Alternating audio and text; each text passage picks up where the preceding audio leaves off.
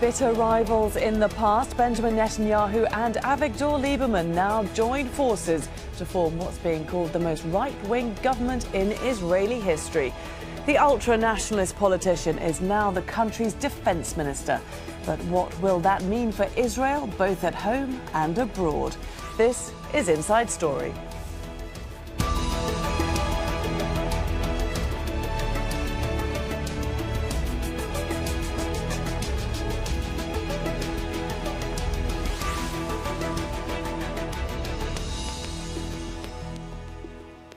Hello there and welcome to the programme. I'm Laura Kyle. Israel's Prime Minister has expanded his coalition. It's the result of a deal between Benjamin Netanyahu and ultra-nationalist opposition leader Avigdor Lieberman.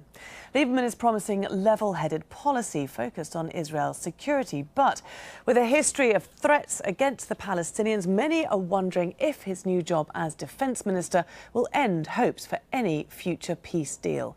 Imtiaz Tayyab begins our show from West Jerusalem. After a week of political turmoil and charged negotiations, Prime Minister Benjamin Netanyahu announced the expansion of his coalition government. I believe the developments in the regions have created new challenges for us all. But I also believe that they've created new opportunities for peace. And I intend to seize those opportunities. A broader government, a more stable government, will make it easier to do so.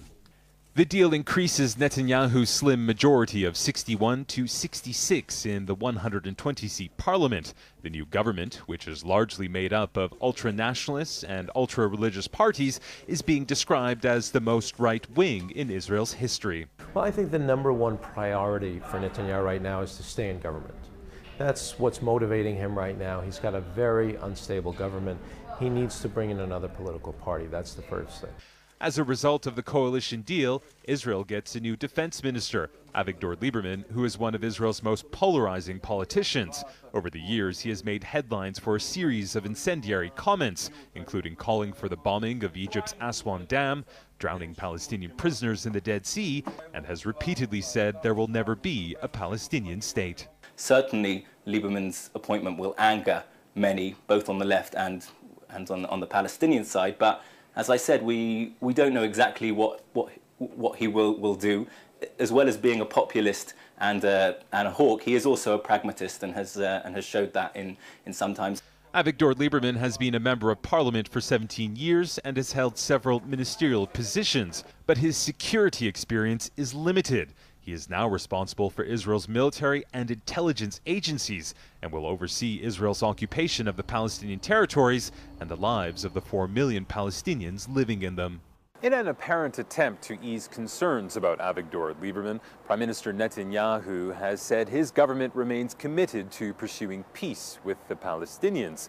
But given his new defense minister's past comments and hardline positions, few are convinced. Imtiaz Tayyab, Al Jazeera, West Jerusalem.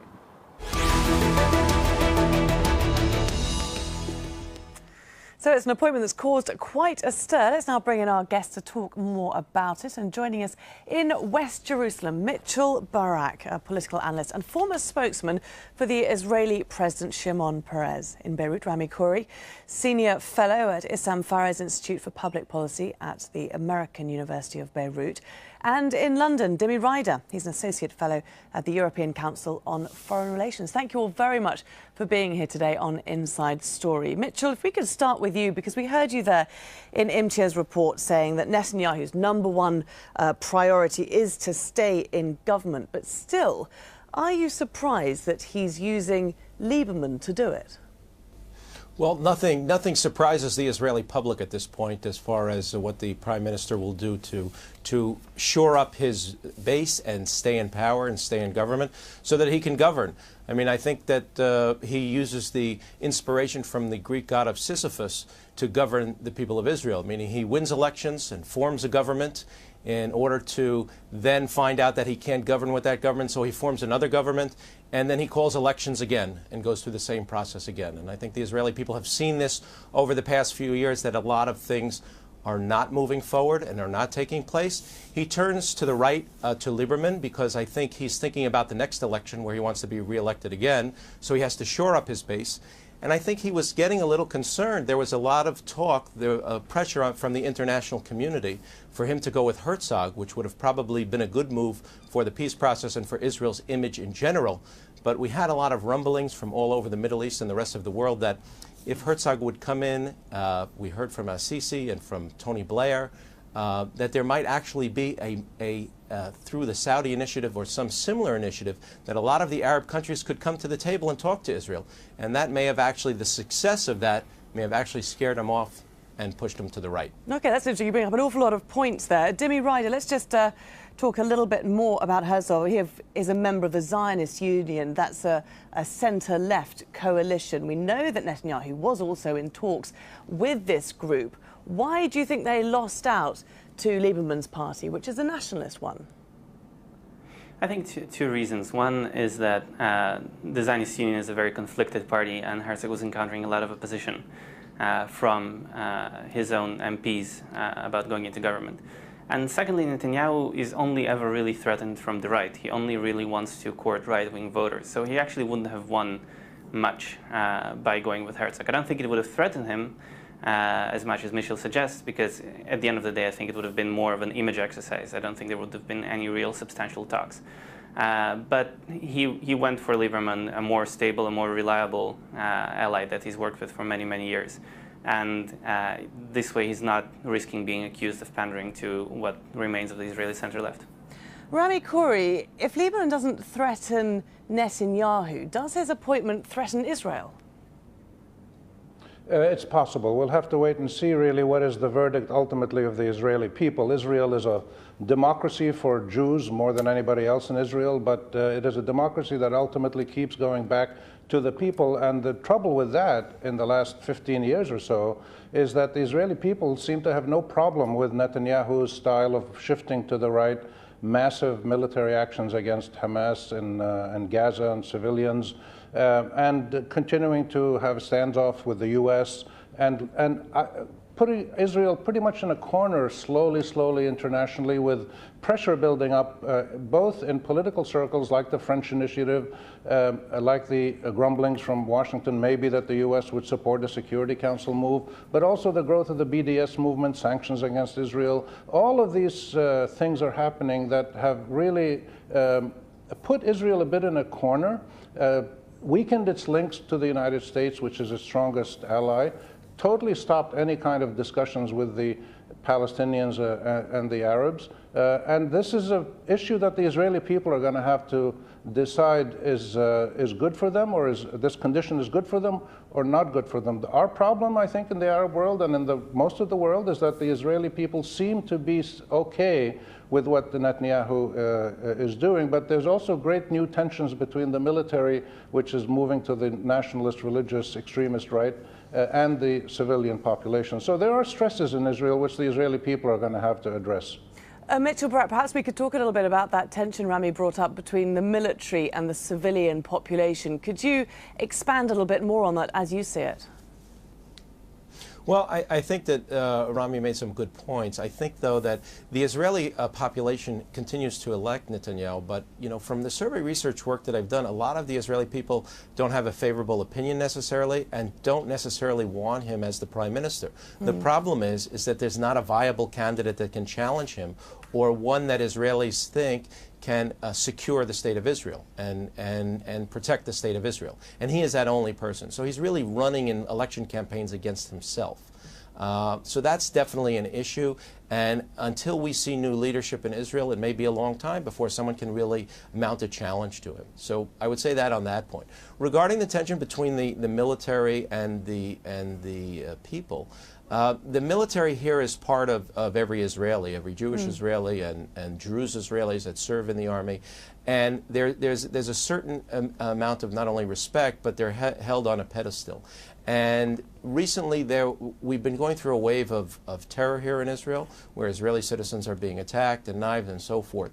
And the right of center Israelis want a much stronger response to that, and they don't want the army shackled, let's say. So the debate has come up is how much can the army do, and it was how much can the army accomplish. under the Prime Minister. So I think there has been attention because there's also been questioning sometimes of the army tactics. Are they within the bounds of the law? There's been a few issues that there's been a debate on. So that came up, and the fact that Ya'alon was not supporting the hard right Israeli view and actually came out in favor of open criticism or open questioning by some of the commanders to the moral fiber of the IDF was not something that Netanyahu wanted to entertain at this point. Dimi Rider, what kind of relationship do you think Lieberman, who hasn't had much experience in security affairs, what kind of relationship is he going to have with the army's top generals? I think it's very much an open question. In his previous most senior position as foreign minister, he had a very bad relationship with the Israeli diplomatic corps. At some junctures, it seemed almost as if Israel had two foreign policies, one from the minister and one from the professional diplomats. So there is every chance that he'll alienate the professional brass as much. And that won't be without precedent. When Barak was defense minister and there was Netanyahu and Barak were pushing towards the military option on Iran, the Israeli military resisted that and stalled it quite effectively. So I think that the hope in Israel is that even if Lieberman tries to make good on all his rhetoric over the years, he'll meet some opposition from the army. Okay, Rami, do you agree with that? Does that comfort you somewhat, that there will be some pushback from the army, from the systems that are in power, to this inflammatory rhetoric that we've heard from Lieberman? No, it doesn't really comfort me, because even if he's sidelined, the policies of the Israeli government, which have been supported by the Israeli people, continue to build settlements, to put thousands of Palestinians in jail, to have overkill reaction policies, to allow racist groups in Israel to work. So, no, it's not assuring at all. I think the reality probably is that Lieberman, as when he was foreign minister, is going to be sidelined, and he's not going to make huge existential decisions. Clearly, those are done by a security committee in the cabinet and other forces in Israel. But it's just the general tone of the whole drift of Israeli policy, really, that is the troubling aspect. If you look at the continued expansion of the settlements, the zero concessions for serious movement on the peace process, and Netanyahu keeps, he's using the public relations technique he learned as a young man in Philadelphia, which is, oh, we want to go to Paris and sit with the Palestinians and talk face to face in a beautiful city. I mean, this is insulting to the international community, but it's his way of making people feel that things are going to keep moving in the right direction. The Israelis don't seem to have a big problem with it. The rest of the world does have a problem. The Arabs have a problem. And I just would remind everybody that the Arab-Israeli conflict, despite all the terrible things happening in the region today, the Arab-Israeli conflict remains the most radicalizing and destabilizing issue in the entire Middle East. It continues to drive problems and tensions and brittle states and all kinds of terrible things in the Arab world. There's a direct link. So solving the Arab-Israeli conflict is probably the best thing that can be done to starting to stabilize the region, to give the Israelis a secure, normal life, and to have the Palestinians have a secure, normal life. And there's absolutely no sign that that's going to get done in this kind of government in Israel, with Lieberman or without Lieberman, or with a sort of half Lieberman. Well, just to build on Rami's point there, as we've mentioned before, Avigdor Lieberman is no stranger to controversy, especially when it does come to the Arab-Israeli conflict. He himself lives in a settlement in the occupied West Bank. It is considered illegal under international law. He's also in favour of settlement expansion. He's proposed a transfer of Arab-majority towns in Israel to a future Palestinian state, stripping Israeli citizenship from people living there. He's also repeatedly called for Gaza to be occupied and to put an end to the Hamas government. Mitchell, just on that last point, it's quite interesting. He's been pretty vocal about Hamas and certain Hamas commanders. I mean, who does he propose replacing Hamas with in Gaza? I don't know, but, again, Hamas, to the best of my knowledge, was elected by the people of Gaza. So it's not for the Israeli leadership to decide who they should be replaced with. I think it would be good for Israelis if there was a leadership both within the Fatah and Hamas that could come together and face Israel and start discussing things with Israel. From the Israeli public's point of view, they have a hard time separating and say, well, who represents the Palestinian people?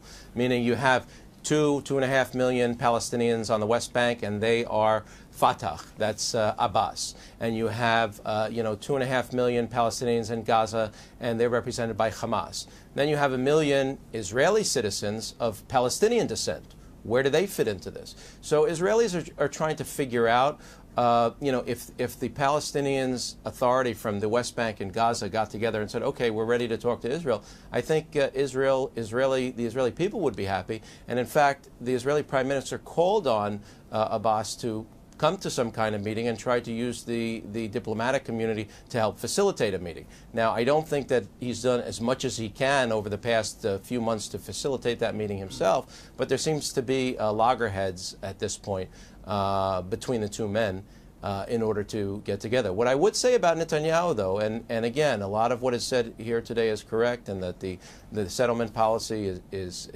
counterproductive to peace talks. Netanyahu was the only Israeli prime minister against the wishes in his party that actually froze construction in the settlement for a period of 9 months, which was requested by the Obama administration. He came under heavy fire for doing that, and nothing came about that. So, he may surprise us in some kind of way when it comes to the Palestinians and the peace talks. It's not clear, but he has taken steps that haven't been taken in the past. I think he, has to find the right opportunity to do that. Dimi Rider, do you think we are going to be surprised here? No, I think that one thing we've seen from Netanyahu, that he might surprise us with the political maneuvers and machinations he does to shore up his cabinet, but we'll definitely won't see any surprise on the diplomatic front. Even the freezing of the settlements was really, it was a trade-off. He froze some construction, not everything. There was a lot of jerks and stops. And then for the remainder of his career, he can go around and say, look, I paid the price, I was ready, I faced down my constituents and I froze settlement construction for 9 months and nothing happened. So don't come to me asking for anything more. Interesting timing. I don't think that, yeah. Sorry, go on. Sorry. I think that Netanyahu is the king of the status quo. He is his most important achievement is he sees it as is stability. So he's not a risk taker, whether militarily or diplomatically. So I don't think we'll see any moves. Okay, I mean, I was just going to say it's an interesting time, this, because there is this tentative push by the international community to renew peace talks with the Palestinians and the Israelis, a conference in Paris set for next week. Rami, Khouri, does this kill this initiative? They're going to keep talking about it. They'll probably come up with some kind of meeting of foreign ministers, and it'll be very broad. They'll repeat UN resolutions. It really is not going to go very far because there is no clear will in the Israeli government to make the kind of concessions that are needed, and the Palestinians are divided. But I would just want to comment on what Mitchell said, about this idea we keep hearing that if the Hamas and Fatah would get together, we would know what they want. Well, they were together for many years. There was a unity government. Fatah told Abbas, go and negotiate, and if you reach an agreement, the Palestinian people support it, Hamas will support it. So this is really a diversionary idea that the Israelis keep coming up with. And the Arab peace plan has been there. All the Arabs supported it. So there's a real serious problem with moving away from public relations and moving to the substance of the kinds of mutual concessions that both sides have to make to be able to move this process to a real negotiation. It's been going on for 20 years with monopoly American mediation, with the Dennis Ross School of mumbo-jumbo diplomacy, and it hasn't worked. It just simply hasn't worked. We've gotten nowhere, and that's why there's this immense pressure now from the French, from the international community, from the BDS movement, from all kinds of forces around the world that are saying to the Israelis, we will secure your security within the 67 borders. There's no doubt about that, but not your colonization. And this is the real question that the Israelis are going to have to answer, and they don't seem to have summoned the people of Israel, to come clean on that. Mitchell, are Israelis ready to answer that question that Rami poses? Well, let me first amend what I said, because Rami is correct. If the Israeli people and the Israeli government would like it, if Fatah and Hamas would get together, and Hamas would renounce terror, as well as Fatah, and Hamas would remove the clause of destroying the state of Israel from their charter. That's what the Israeli people would like. So having now amended it to say, yes, the Fatah and Hamas have to get together, and they have to both renounce terror and fight against terror against the Israeli people. So, you know, Israelis would welcome that initiative, and they would welcome if they found that there was real willingness on the other side, first of someone representing the Palestinians and really stopping the terror and saying, we're ready to talk. Now you have to make some tough decisions. The State of Israel has made tough decisions when it comes to territorial compromise, when it comes to taking chances, taking risks, but they have to see it on the other side. Dimi? I think if I can just jump in here, I think there are two factors here that kind of like define the Israeli movement on the peace process. First is a very long-standing Israeli mantra that somebody once defined as, if I'm weak, how can I negotiate? If I'm strong, why should I negotiate? And there is nothing, you know, if Fatah and Hamas unite, and Israel thinks it's under pressure, it won't negotiate because it's under pressure. If it's not under pressure, it won't negotiate because it doesn't have any incentives to do so. So that's one part of the deadlock. The other one is that looking at the region, Israelis look around and they see Syria imploding, and they see Lebanon teetering ever closer to the brink, and they see rumblings in Jordan pretty much everywhere. The overall feeling that they have is don't rock the cradle. We have stability. It's not perfect. There's a price to be paid, but it's better than leaping into the unknown. Now, obviously, again, going back to that same mantra, if the region stabilizes and everything is fine, the Israelis will say, well, you know, you keep telling us that we have to negotiate before it's too late. We haven't negotiated, and we're here now, and we're going to survive. So I just don't see how anything Palestinians will do at this stage will really move Israel on the peace process. Okay, well, it looks like that we might be seeing movement from Israel, perhaps, with this appointment of Lieberman. I'm going to throw something else into the mix here. Reports that Lieberman has been calling for the ouster of the Palestinian president, Mahmoud Abbas. Should Abbas be concerned about reports of a cosy friendship between Lieberman and Mohammed Dahlan? Rami Khouri.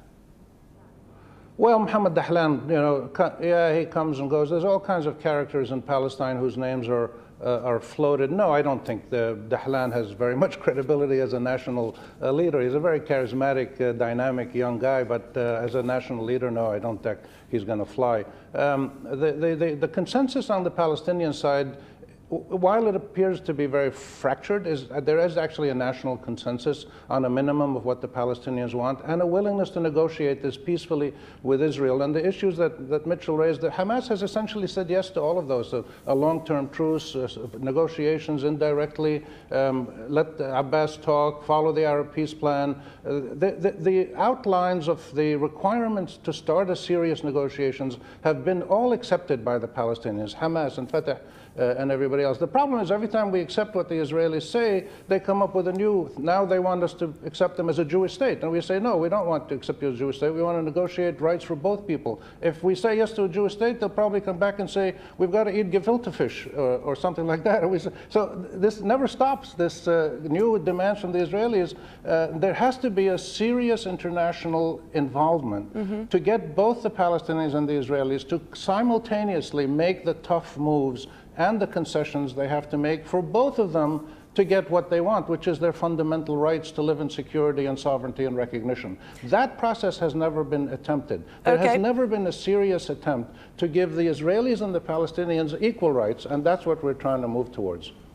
OK, gentlemen, there we are going to have to leave it for today. I'm rather feeling that the injection of Avigdor Lieberman has not changed the discussion at all. It is still business as usual in Israel and Israeli politics. But thank you all very much for joining us. Mitchell, Barak, Rami Khouri and Dimi Rider.